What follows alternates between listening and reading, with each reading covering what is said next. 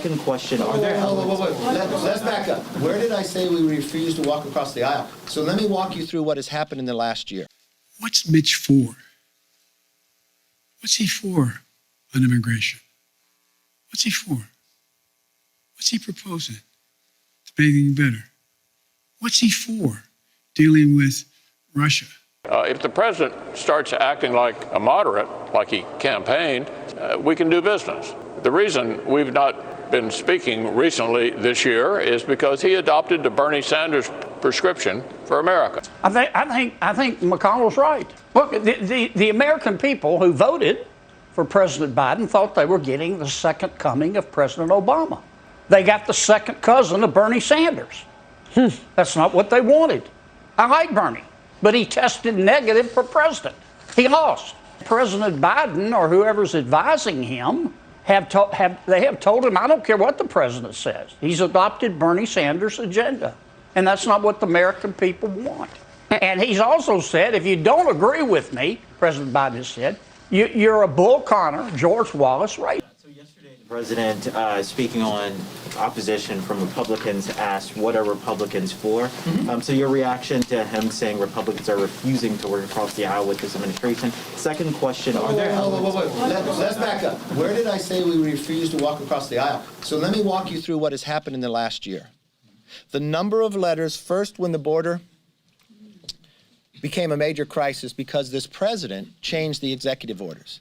A number of us went down to the border, I believe, in February.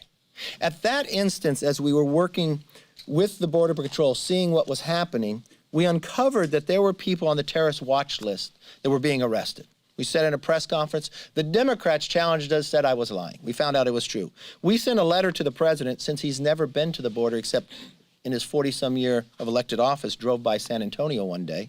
We said, let us come down and meet with you. Didn't respond. In every single issue, not just the border, the mandates, the inflation, transportation, others, we said, let's meet and work with you, Mr. President. Because we listened to his words 1 year ago today where he said he would work with both sides, that he was going to be a president for all. No. Everything he has done is to have one-party rule, one side vote for it and deny. When he talks about Build Back Better, has he ever met with us about it? No. But please, go on with your question. Well, But an interesting question that the president asked yesterday as he blamed everyone else. He asked, what are Republicans for? We want to answer that question for him. We're for kids in school. We're for food on the shelves. We're for America independence and energy, lowering the gas price so it doesn't harm us. We're for stopping runaway spending so we don't create inflation like they have. We're for a secure border with an immigration system that works. We're for a world that is safe. We want our streets back, we want security, and we want safety. I think America deserves better.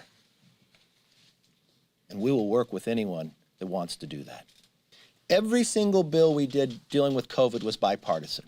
We sat in a room with leaders on the other side, administration, and we worked it all out. The minute he became president and they controlled the House and Senate, no longer were Republicans invited into the room. And what's the first thing they passed?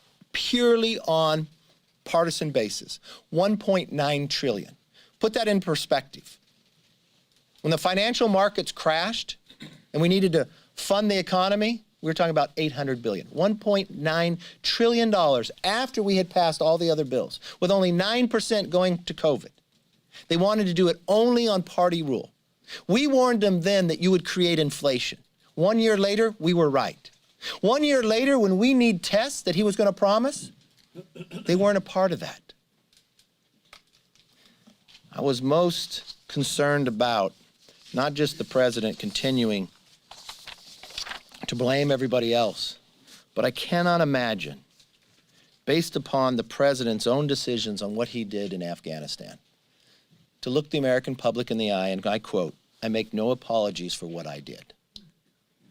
There are deep questions among Americans about the competence of government, from the messy rollout of 5G this week to the Afghanistan withdrawal to testing on COVID. What have you done to restore Americans' faith in the competence of government? And are you satisfied by the view of the competence of your government?